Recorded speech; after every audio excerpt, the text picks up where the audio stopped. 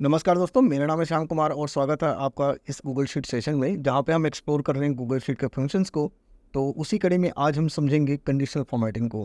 Conditional formatting बहुत ही important role play करता है। अगर आपके पास कुछ डेटा है, आप उसको हाईलाइट करना चाहते हैं कुछ कंडीशंस के बेसिस पे, ताकि आपको पता लगे कि कौन लोअर है, कौन हायर है, कौन मीडियम है, कौन लो परफॉर्मर है, कौन हाईएस्ट परफॉर्मर है। ये सारी चीज़ें आप उसको देख के समझ सकते हैं, ठीक है, कलर के बेसिस पे। और भी बहुत सारी चीज़ें आप कर सकते हैं अगर आप इनके बेसिक्स को समझेंगे तभी, ठीक है। तो आज हम इसी को समझेंगे, एक्सप्लोर करेंगे आज के सेशन में।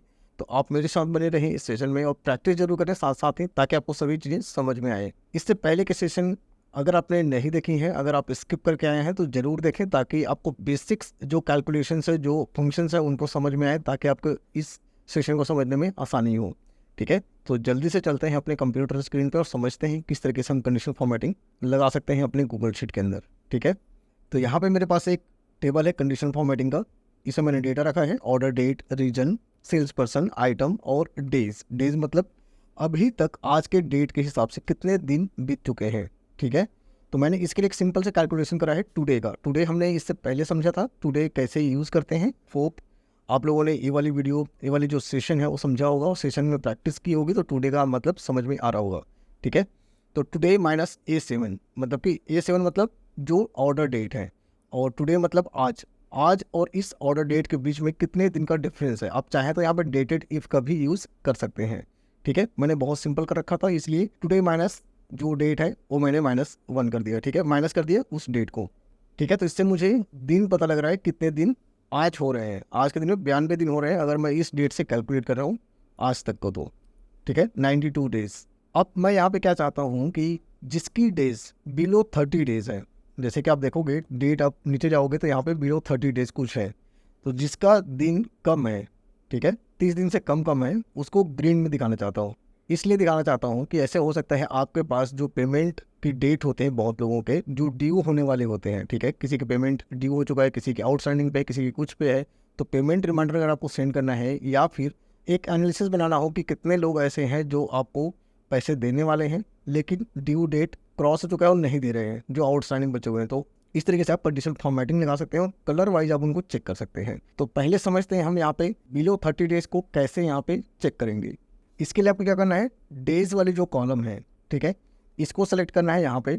अगर इसमें कलर आपको अपडेट करना है, अगर आपको चाहिए कलर यहाँ पे ऑर्डर डेट में, आप चाहते हैं कि कलर आप यहाँ पे चेक करें ग्रीन, रेड और येलो, तो सेलेक्ट करें वहाँ पे। और आपको क्या करना है, जाना है यहाँ पे फॉर्मेट में, इसके अंदर है कंडीशनल फॉर्मेटिंग। कंडीशनल फॉर्मेटिंग यहाँ पे अप्लाई रेंज, किस रेंज में अप्लाई कर रहे हैं हम, तो यहाँ पे अप्लाई कर रहे हैं। उसके बाद फॉर्मेट सेल्स इफ, यहाँ पे हमें कंडीशन देनी है। तो कंडीशन क्या है यहाँ पे, बिलो 30 डेज, तो डेज कहाँ पे है, ई कॉलम में, ठीक है। लेस देन 30 डेज या लेस देन इक्वल टू भी आप कर सकते हैं, क्योंकि 30 या 30 से कम, ठीक है। इससे पहले हमने समझा था ऑपरेटर्स को, ग्रेटर देन, लेस देन, सब कुछ समझा था हमने, वही चीज़ें यहाँ पे हैं, ठीक है। तो लेस देन और इक्वल टू, अब लेस देन और इक्वल टू किसका, तो आपको यहाँ पे देना है, ई कॉलम है, ठीक है, तो हमें देना है यहाँ पे ई डॉलर साइन के साथ, क्योंकि ऐसा नहीं हो कि ये आगे पीछे हो, ठीक है। डॉलर मतलब फिक्स होगा, फ्रीज हो जाएगा आपका। कहाँ से स्टार्ट हो रहा है, स्टार्ट रेंज आपको देना है E7 से, ठीक है, कहाँ से, E7। लेस देन होना चाहिए किसका, और इज इक्वल टू 30, ठीक है। तो इससे पहले आप लगा सकते हैं इफ़ का फॉर्मूला, ठीक है। इससे पहले हम लगा सकते हैं इफ़ कंडीशन, ये हम आगे समझेंगे इसके आने वाले सेशंस में इफ़ कैसे यूज़ करते हैं पूरी डिटेल में।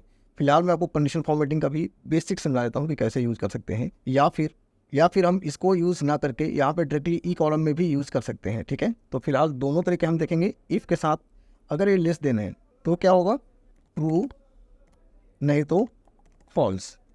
हमने ट्रू फॉल्स समझा था, ऑपरेटर्स कैसे यूज़ करते हैं, लेस देन और इक्वल टू।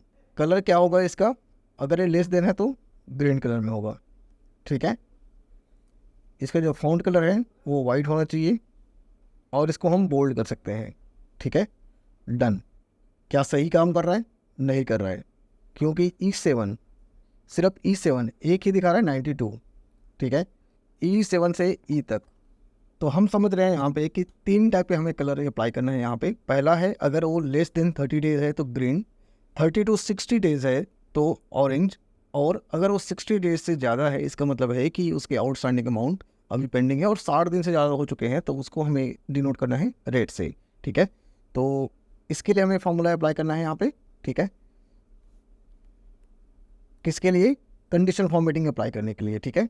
तो मैं क्या करता हूँ, इसको सेलेक्ट करता हूँ इस रेंज को, क्योंकि यहाँ पे मुझे डेज के हिसाब से कलर चाहिए यहाँ पे, ठीक है। मैं जाता हूँ फॉर्मेट के अंदर, फॉर्मेट में यहाँ पे मिलेगा आपको कंडीशनल फॉर्मेटिंग, क्लिक करेंगे आप। उसके बाद यहाँ पे फॉर्मेट सेल्स इफ, यहाँ पे आपको अलग अलग टाइप के ऑपरेटर्स मिलेंगे। इससे पहले हमने ऑपरेटर को समझा था किस तरीके से फंक्शंस और ऑपरेटर को यूज़ करते हैं, वही चीज़ें यहाँ पे हैं। तो मुझे देखना है यहाँ पे लेस देन 30 डेज, सबसे पहले लेस देन 30 डेज, तो यहाँ पे लेस देन 30, किससे 30, यहाँ पे कलर क्या होना चाहिए, ग्रीन। तो मैं एक कलर लेता हूँ यहाँ पे ग्रीन, ठीक है। और इसका फॉन्ट कलर मैं लेना चाहता हूँ वाइट, इसको बोल्ड करना चाहता हूँ, ठीक है। ये हो गए सबके सब, दिख रहे हैं आपको जितने 30 डेज वाले हैं। उसके बाद दूसरा कलर करना है। दूसरा कलर करने के लिए क्या करना है आपको, एक तरीका डन करें और फिर से सेलेक्ट करके फिर से वापस करें, या दूसरा तरीका है ऐड अनदर रूल करें यहीं पे। इससे क्या है, दूसरा रूल आप यहाँ पे ऐड कर सकते हैं। अब दूसरा क्या है, 30 to 60 बिटवीन, मतलब 30 से 60 के बीच में। हाँ, आप ये कह रहे होंगे पॉइंट में होगा तो या कुछ और होगा, तो हाँ एग्जैक्टली आप कर सकते हैं। मैं आपको एक आइडिया दे रहा हूँ कैसे आप लगा सकते हैं। आप यहाँ पे जो मैं 30 लिख रहा हूँ उसको पॉइंट में जाके लिख सकते हैं, ताकि आपको क्लैरिटी रहे, ठीक है, एग्जैक्ट रहे। तो यहाँ पे इस बिटवीन का ऑप्शन है, ठीक है, 30 and 60। हाँ, आप ऐसा कर सकते हैं कि 59.99, ठीक है।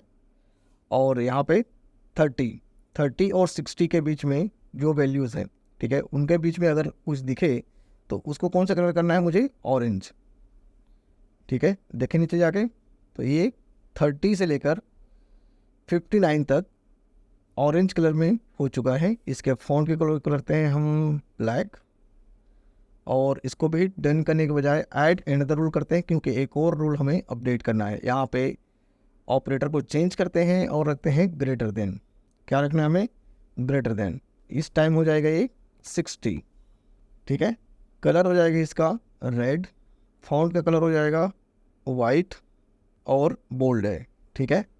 लेकिन अभी भी 60 वाइट हो गया, क्योंकि 59.99 को रखा था हमने। तो यहाँ पे रखते हैं हम ग्रेटर देन 59.99, ठीक है। अब 60 रेड हो गया, डन करते हैं, क्लोज करते हैं इसको। अब देखो 3 कलर में ये दिख रहा है, रेड, ऑरेंज और ग्रीन। तो इस तरीके के आप कंडीशनल फॉर्मेटिंग अप्लाई कर सकते हैं अपने डेटा सेट के अंदर, ठीक है। यहाँ पे कलर स्केल भी आप यूज कर सकते इस कॉलम का, और हम एक क्या करते हैं, एक बगल में कलर स्केल भी ऐड करते हैं। कलर स्केल का क्या मतलब है कि हर किसी डेट का अलग अलग कलर होगा, उसके नंबर के हिसाब से जो वहाँ पे वैल्यू अवेलेबल है, ठीक है। तो इसको मैं करता हूँ कॉपी, और एक इंसर्ट करते हैं यहाँ पे राइट में कॉलम, यहाँ मैं करता हूँ पेस्ट, ठीक है। इसके कंडीशनल फॉर्मेटिंग को हम यहाँ से रिमूव कर देते हैं, क्योंकि हमें नहीं चाहिए। ई से लेकर एफ तक है, तो मुझे सिर्फ ई रखना है। इसको भी ई से लेकर एफ तक नहीं रखना है। सेम चीज़ें यहाँ पे भी करते हैं, और डन। तो यहाँ पे मुझे अप्लाई करना है कलर स्केल। कंडीशनल फॉर्मेटिंग का ही एक अनदर रूप है, आप कह सकते हो, ठीक है। ऐड अनदर रूल करेंगे, और यहाँ पे सिंगल कलर जो दिख रहा था हमने अप्लाई किया था सिंगल कलर, इसके बगल में कलर स्केल, क्लिक करेंगे इसमें, और मिनिमम, मिड पॉइंट और मैक्सिमम, ठीक है। मिनिमम पॉइंट, मिड पॉइंट और मैक्स पॉइंट, 3 टाइप के आपको ऑप्शंस मिल रहा है, जैसे अभी हमने किया था 30, 60 और ग्रेटर देन 60 का। तो मिनिमम वाले को ग्रीन रखते हैं, ठीक है। मिड पॉइंट परसेंटाइल में रखते हैं, क्योंकि एग्जैक्टली दिखेगा, और कलर इसका कर देते हैं हम ऑरेंज, जो हमने कलर करा था। मैक्स वैल्यू रेड में है, ठीक है, तो इसको करते हैं रेड में, और मैं करता हूँ डन। तो आप देखोगे यहाँ पे जो कलर है स्टार्ट हो रहा है डार्क ग्रीन से, और रेड की ओर जाते जा रहा है, यहाँ तक 92 आपका रेड में हो गया। तो इस तरीके से आप कलर स्केल भी यूज़ कर सकते हैं।